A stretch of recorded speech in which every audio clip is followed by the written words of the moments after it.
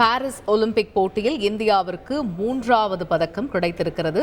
ஆடவர் 50 metre rifle 3P பிரிவில் துப்பாக்கிச் சுடுதல் போட்டியில் இந்திய வீரர் ஸ்வப்னில் குசேல் வெண்கலப் பதக்கம் வென்றிருக்கிறார். இந்தியாவுக்கு 3வது பதக்கம் கிடைத்திருக்கிறது. இது பற்றிய முழு விவரங்களை அறிவோம். எமது செய்தியாளர் பாலாஜி இணைகிறார். பாலாஜி, முழு விவரங்கள் என்ன? வணக்கம். பாரிஸ் ஒலிம்பிக் போட்டிகளில் இந்தியாவிற்கு 3வது பதக்கம் கிடைத்துள்ளது. துப்பாக்கிச் சுடுதலில் இந்தியா மேலும் ஒரு பதக்கத்தை வென்று சாதனை படைத்துள்ளது. ஆடவர் 50 மீட்டர் ரைபிள் பிரிவு 3 பொசிஷன் பிரிவு துப்பாக்கிச் சுடுதல் போட்டி தற்போது நடந்து முடிந்தது. இந்த 3 பொசிஷன் பிரிவு துப்பாக்கிச் சுடுதல் போட்டியில் இந்திய வீரர் ஸ்வப்னில் குசால் 3வது இடம் பிடித்து இந்தியாவிற்கு வெண்கல பதக்கத்தை வென்று தந்துள்ளார். அதாவது 3 பொசிஷன் பிரிவு என்று பார்த்தோம் என்றால் 3 வித பொசிஷன்களில் துப்பாக்கிச் சுடுதல் நடத்தப்படும். நின்றபடியும், தரையில் முழங்காலிட்டு அமர்ந்தபடியும், தொடர்ந்து தரையில் படுத்தபடியும் 3 விதமான பொசிஷன்களில் இந்த துப்பாக்கிச் சுடுதல் போட்டி நடைபெற்றது.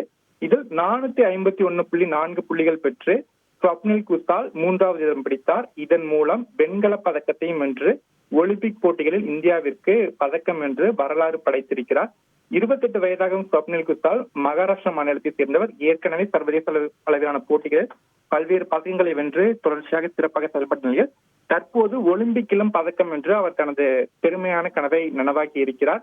இது மட்டுமின்றி இந்தியாவிற்கு இது 3வது பதக்கமாக நடப்பு ஒலிம்பிக்கில் அமைந்துள்ளது.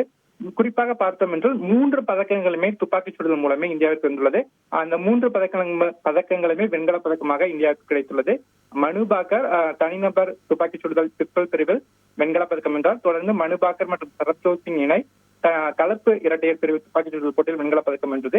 இத்தகைய சூழலில் ஆடவர் 50 மீட்டர் ரைபிள் துப்பாக்கிச் சுடுதல் போட்டியில் இந்திய வீரர் ஸ்வப்னில் குசாலும் வெண்கல பதக்கம் வென்று துப்பாக்கிச் சுடுதலில் இந்திய வீரர்கள் ஆதிக்கம் செலுத்துவதை சர்வதேச அளவிலான போட்டிகள் மூலம் நிரூபித்திருக்கிறார். ஒட்டுமொத்த இந்தியாவிற்கும் இது ஒரு மகிழ்ச்சியான செய்தியாக அமைந்துள்ளது.